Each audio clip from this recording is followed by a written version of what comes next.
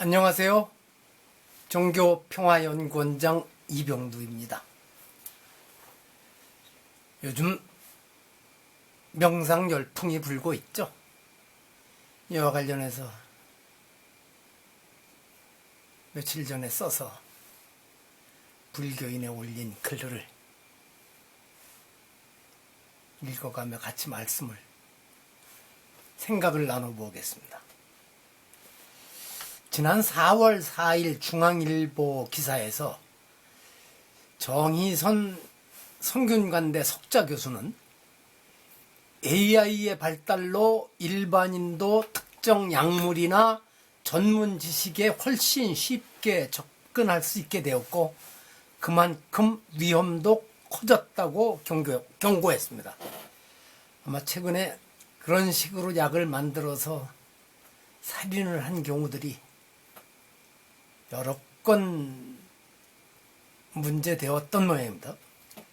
기술의 비약적 발전이 오히려 범죄의 문턱을 낮춘 현실에서 결국 스스로 경계하고 조심하는 것만이 최선이라는 그의 말이 저에게 깊은 울림을 주었습니다. 그 기사를 읽는 순간 20년 전이죠. 2006년 가을 11월 며칠이었을 겁니다. KBS 환경 스페셜에서 본 약으로 쓰이는 독 이야기가 떠올라 옛날 일기를 들춰보았습니다. 그때 그 아마존 등 그 밀림 지역에서 거미를 비롯하여 여러 독충의 그 독을 채취해 약을 만드는 얘기가 나오는데 그것도 로슈를 비롯해서 세계적인 대형 제약사들이 그 독점권을 확보해가고 있다고 했습니다. 그때 제가 짧은 개송 한 구절을 그 일기에 남겨두었었습니다.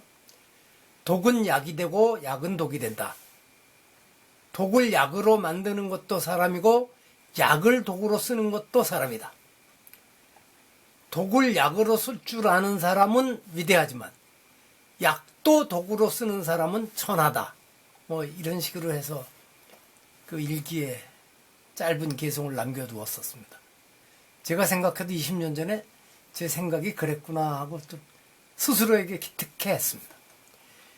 당시에는 독과 약의 경계에 대한 소박한 단상이었으나 돌이켜보니 이는 단순한 의학의 문제를 넘어 오늘날의 AI, SNS 그리고 종교와 명상 열풍까지 관통하는 본질적인 통찰이었습니다.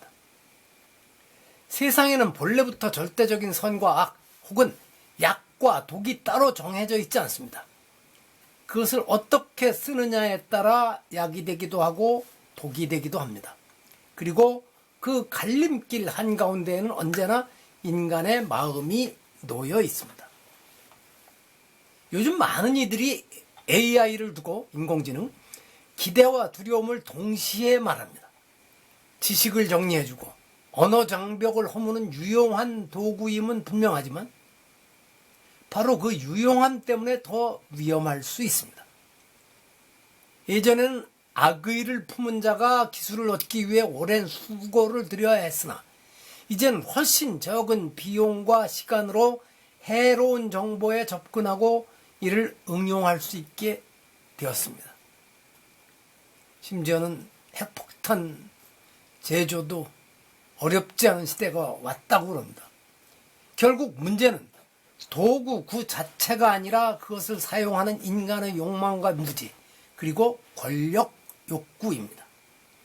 칼이 사람을 살리는 수술 도구가 될 수도 있고 맛있는 음식을 만드는 주방 도구가 될 수도 있지만 또 다른 한편에서는 사람을 해치는 다른 동물도 마찬가지죠. 흉기가 될 수도 있듯이 AI 역시 좋은 사람에겐 유익한 도우미가 되지만 나쁜 마음을 가진 이에겐 매우 정교한 그리고 전파력이 빠르고 넓은 무기가 됩니다. 자신이 그릇된 길에 서 있다는 자각조차 없는 어리석은 사람의 손에 이 도구가 쥐어질 때 그 위험은 극에 달합니다. 이런 문제를 고민할 때마다 저는 전 세계적으로 번지는 명상 열풍을 떠올리게 됩니다. 많은 이들이 명상을 마음의 평화와 치유의 길로 소개하고 있고, 실제로 명상이 현대인의 스트레스를 줄이고 삶의 속도를 늦추는 데 큰 도움을 줍니다. 그러나 문제는 이 약이 어느 순간부터 만병통치약처럼 포장되고 있다는 점입니다. 명상이 귀한 수행법임은 분명하나 그것이 모든 사회적 문제를 해결해 줄 열쇠인 것처럼 과장되는 순간부터 위험해집니다. 세상에는 개인의 마음 다스림만으로 해결되지 않는 구조적 불평등, 사회적 폭력, 권력의 부패가 너무도 많습니다. 이런 거대한 모순들은 몇 번의 호흡과 침묵만으로 사라지지 않습니다. 그럼에도 선명상이 모든 문제를 해결해 준다고 선전하는 것은 대중을 오도하는 위험천만한 길 안내입니다. 이번에 이란 전쟁을 일으킨 트럼프와 네타냐후도 짧은 명상의 시간을 가졌을지 모릅니다. 부처님께서는 일찍이 소냐 비구에게 비팟줄의 비유를 들려주셨습니다. 줄이 너무 팽팽하면 끊어지고 너무 느슨하면 소리가 나지 않는다. 알맞게 조율되어야 맑은 소리를 낸다. 불교인이라면 알고 있는 얘기죠. 수행 역시 지나친 긴장이나 과욕도 문제이며 나태함 또한 경계해야 한다는 가르침입니다. 명상을 지나치게 과대평가하며 숭배하는 것도, 또 반대로 무가치하게 여기는 것도 모두 중도를 벗어난 것입니다. 오늘날의 명상 열풍은 종종 이 조율의 감각을 잃어가고 있습니다. 명상은 마음을 비추는 여러 길 중 하나일 뿐인데 마치 삶 전체를 해결해 줄 마법처럼 선전되면서 점차 수행이 아닌 상품이자 브랜드, 행사 산업으로 변질되고 있습니다. 그것으로 먹고 사는 사람들이 점점 많아집니다.